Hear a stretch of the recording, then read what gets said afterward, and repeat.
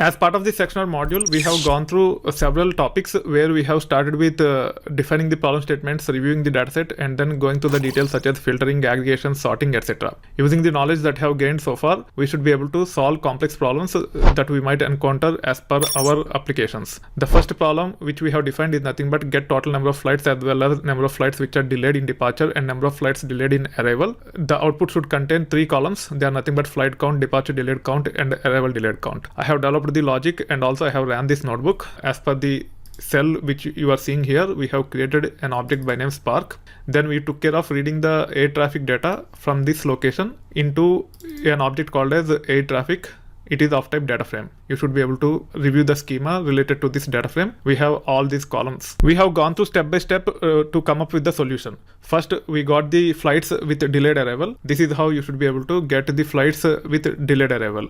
You can see that as part of the filter, I have passed the condition saying is arrival delayed equal to yes and cancelled equal to 0. If cancelled equal to 1, then that means the flights are cancelled. We are not interested in such flights. This will take care of providing all those flights which are not cancelled and delayed at the time of arrival. You can see some sample data here. The approach which we have used here is nothing but SQL style approach. This is how you should be able to filter the data using SQL style approach. If you wanted to use data frame style approach, you should be able to apply condition like this. You can see that as part of filter, we have 2 conditions. This is one, this is another. We have used boolean and in between. This is the boolean and operator. When you use data frame style syntax to filter the data, we are trying to get arrival delayed equal to yes and also not cancelled. And you can see the output here. You can also get the count using both the approaches and confirm that they both return same number of records. This is another approach. This is also data frame style approach. Instead of referring columns using square brackets, we should be able to refer the columns directly using data frame name dot column name. This one and this one is same. Both of them refer these as column type only. You can specify column types either using this approach or using this approach in PySpark. However, it is data frame style approach only. If you want to apply multiple conditions with the boolean and in between, you have to specify the conditions in circular brackets like this, and then you have to use boolean operators like this in between. Now let's scroll down. Now here we are trying to get delayed counts. Earlier we have seen details about how to get arrival delayed flights. Same logic can be applied to get departure delayed flights as well. In this case, I'm just selecting departure delayed, arrival delayed and cancelled, and I'm just showing you different values we have as part of these fields. So when cancelled equal to 1, which means if the flight is cancelled, is departure delayed and is arrival delayed are set to yes. We don't want to include these things. That's why we are using cancelled equal to 0 as part of filtering the data before getting the count as per our requirement. Now you can see the output here with respect to count related to departure delayed. We have 265,198 when we do not specify cancelled condition. However, with the cancelled condition, you can see the number being going down here.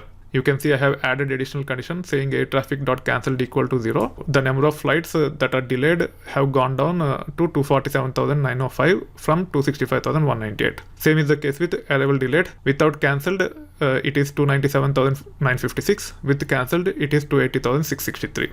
That's why we have used this additional condition with respect to getting those flights which are not cancelled. Now you can actually say air traffic dot filter and filter for departure delayed or arrival delayed and then not cancelled, and you should be able to see the data related to these criteria. You can see only year, month, day of month, flight number, is departure delayed and is arrival delayed. Once we review the data we are interested in, we have imported functions such as call, lit, count, sum and expr that are part of functions. Using these, we should be able to get departure delayed as well as arrival delayed count along with the total count of flights from our dataset. The dataset is related to 2008 January. In this case, we are first applying filter. This will return a data frame where it will have only non-cancelled flights. Once we get non-cancelled flights, using ag, we are specifying 3 functions. One for getting flight count, then for departure delayed count, then for arrival delayed count. To get flight count, we have used count.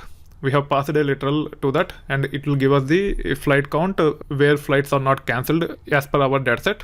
We can also get departure delayed count as well as arrival delayed count using count. However, we have to write 3 different pieces of code which will create 3 different data frames. We have to club them together to get flight count, departure delayed count, arrival delayed count together. It will make things unnecessarily complicated. Instead of using 3 different code snippets to generate 3 data frames which will have flight count, departure delayed count and arrival delayed count, we should be able to use one AG function. As part of that AG function, we should be able to use count like this to get the count, and then we can use sum of expr of case statement like this for departure delayed as well as arrival delayed. If you go to the logic, here we are transforming the data to once if departure delayed equal to yes, otherwise 0. Same is the case with this one, where we are transforming the data to once if arrival delayed equal to yes, otherwise 0. Using these ones and zeros, we should be able to apply some function and we should be able to get count of departure delayed flights or arrival delayed flights. You can see the output here.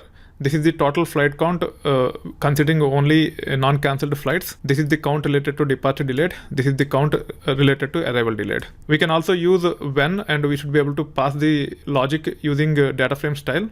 You can see here, instead of using expression and then case when, we are using when and otherwise. The logic is same, however the syntax is different. In this case we are saying when call of is departure delayed double equal to yes, then 1, otherwise 0.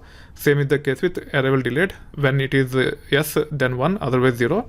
Using these ones and zeros, we are performing sum to get the total count, departure delayed count as well as arrival delayed count. You can see the output here. You don't need to specify lits here. Let me actually remove the lit and see if it works. Most likely it should work.